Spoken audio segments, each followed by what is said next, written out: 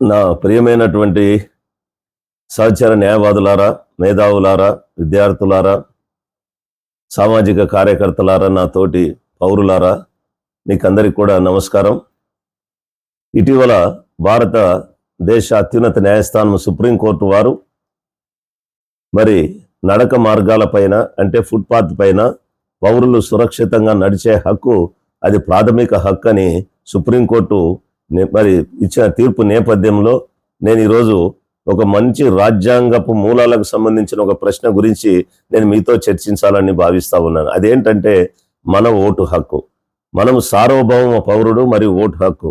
Vote వేయడం అనేది కేవలం ఒక చట్టబద్ధమైన హక్కు కంటే చాలా ఎక్కువైనది, విలువైనది. ఈ ఓటు వేయడం అనేది ఒక ప్రాథమిక హక్కుగా ఉండాలి. కాబట్టి ఆ విధంగా ఉన్నప్పుడే మనం బ్యాలెట్ను కాపాడుకోవాలి, ప్రజాస్వామ్యాన్ని కాపాడుకోవాలన్నటువంటి విషయం పైన నేను ఈరోజు మీతో మాట్లాడుతూ ఉన్నాను. మిత్రులారా, మరి ఇక్కడ పౌరులకు వారి ఓటు హక్కును నిరాకరిస్తే ప్రజాస్వామ్యం మనుగడ సాగించగలదా? మరి ఇటీవల ఇచ్చినటువంటి ఈ సుప్రీంకోర్టు తీర్పు ఏదైతే ఉన్నదో, ఫుట్పాత్ల పైన నడవడం అనేది ఒక ప్రాథమిక హక్కు అని, అది నిజంగా ఆ హక్కును సుప్రీంకోర్టు పరిరక్షించింది. ఆ తీర్పును మనమందరం కూడా హృదయపూర్వకంగా స్వాగతించాలి. ఎందుకంటే ప్రతి పౌరుడు గౌరవానికి, ఒక భద్రతకు అర్హుడు తన ప్రయాణంలో. మరి ఈరోజు నేను ఒక పెద్ద ప్రశ్న అందరిని అడుగుతాం, మనమే వేసుకుందాం.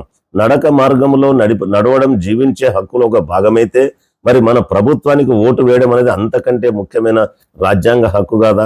భారతదేశంలో అసలు సార్వభౌమాధికారం ఎవరి చేతిలో ఉంది?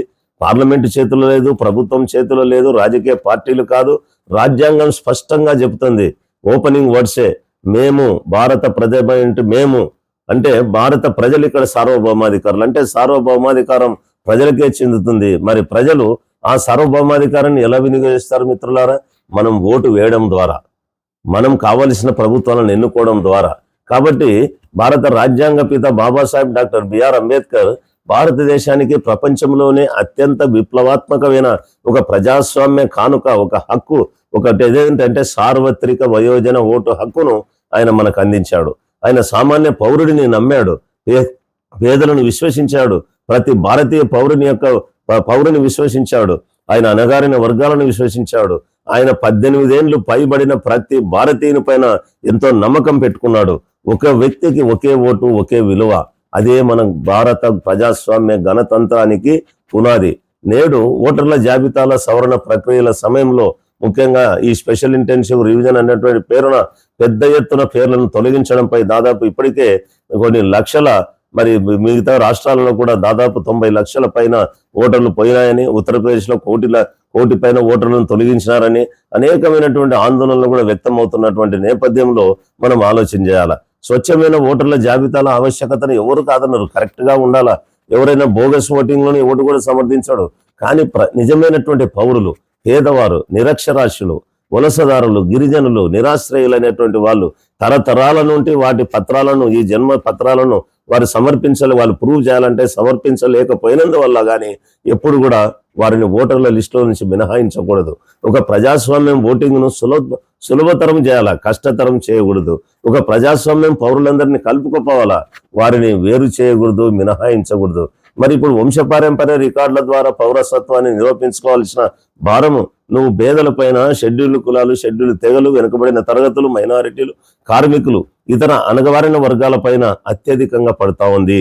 వారి దగ్గర నిరక్షరాస్యులు అనేక మంది ఉన్నారు. వారి తాతల యొక్క ఆధారాలు చూపించమంటే ఎక్కడి నుండి చూపిస్తారండి? రాజ్యాంగం ఈ వర్గాలకు ఈ సాధికారత కల్పించడానికే రూపొందించబడింది, అంతేగాని వారిపైన ఈ భారం మోపడానికి కాదు. ఎన్నికల సంఘం కోర్స్ ఒక ముఖ్యమైన రాజ్యాంగ పాత్ర ఉంది. కానీ ఓటరు ధృవీకరణ అనేది నిజమైన పౌరుల ఓటు హక్కును సమర్థవంతంగా హరించేటువంటి ఒక ప్రక్రియగా మారకూడదు. ప్రతి తొలగింపు తప్పనిసరిగా నిష్పక్షపాతాన్ని, పారదర్శకతను, మరి సక్రమమైనటువంటి ప్రక్రియను సంతృప్తిపరచాల. మిత్రులారా, ఓటు అనేది ప్రభుత్వం ఇచ్చే ఒక దయాగుణం కాదు, అది ఒక బహుమతి కాదు. ఓటు అనేది ఒక ప్రత్యేక హక్కు కూడా కాదు. ఓటు సార్వభౌమ పౌరుని యొక్క గొంతుక. ఓటు లేకుండా ప్రజాస్వామ్యం ఒక డొల్ల అవుతుంది. ఓటు లేకుండా ప్రాతినిధ్య చట్టం దాని చట్టబద్ధతను కోల్పోతుంది. ఓటు లేకుండా రాజ్యాంగబద్ధమైన ప్రభుత్వం దాని నైతిక పునాదిని కోల్పోతుంది. అందుకే రాజ్యాంగంలోని 14, 19, 21 మరియు 326 అధికరణాల నుండి మనం ఉద్భవించినటువంటి ప్రాథమిక ప్రజాస్వామ్య హక్కుగా ఈ ఓటు హక్కును గుర్తించాలని చెప్పి నేను గట్టిగా నమ్ముతా ఉన్నాను. ఇది ఓటు హక్కు సమానత్వాన్ని కాపాడుతుంది. ఓటు హక్కు భావ ప్రకటన స్వేచ్ఛను కాపాడుతుంది. ఓటు హక్కు గౌరవాన్ని కాపాడుతుంది. ఓటు హక్కు ప్రజాస్వామ్యాన్ని కాపాడుతుంది. కాబట్టి మనం గుర్తుంచుకోవాలి, ఒక ఖాళీ బాట అంటే ఒక ఫుట్పాత్ ఒక పౌరునికి ఒక చోటు నుండి మరొక చోటుకి మరి ప్రశాంతంగా వెళ్ళడానికి సహాయపడుతుంది.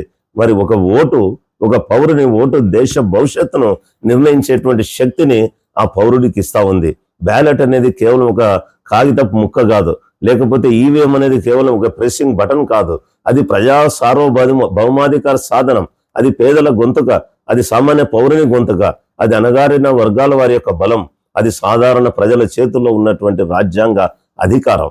అందువల్ల ప్రతి పౌరుడి యొక్క ఓటు హక్కును మనం కాపాడుకుందాం, ఎన్నికల సమగ్రతను పరిరక్షిద్దాం. మరి ప్రతి పౌరునికి కూడా ఓటు హక్కు ఒక ప్రాథమిక హక్కుగా మనం కల్పిద్దాం. అంతేగాని ఈ సెర్ పేరిట, ఈ స్పెషల్ ఇంటెన్సివ్ రివిజన్ పేరిట మరి ఇక్కడ అర్హులైనటువంటి వారు అనేకులను వందల లక్షలాది మందిని తొలగించడం అనేది అది ఒక రాజకీయ విద్రోహమైనటువంటి చర్యలు జరుగుతున్నటువంటి నేపథ్యంలో ఏ ఒక్క నిజమైన ఓటర్ కూడా మినహాయించబడకుండా, వేరు చేయబడకుండా, తొలగించబడకుండా మనం జాగరూకతగా ఉండి పౌరులమైనటువంటి మనం జాగ్రత్త పడాలి, ఆ విధంగా చూసుకోవాలి. సో భారత ప్రజలమైనటువంటి అనేటువంటి పేరుతో రాజ్యాంగం మొదలవుతా ఉంది. ఆ రాజ్యాంగ వాగ్దానాన్ని మనం నిలబెట్టుకుందాం.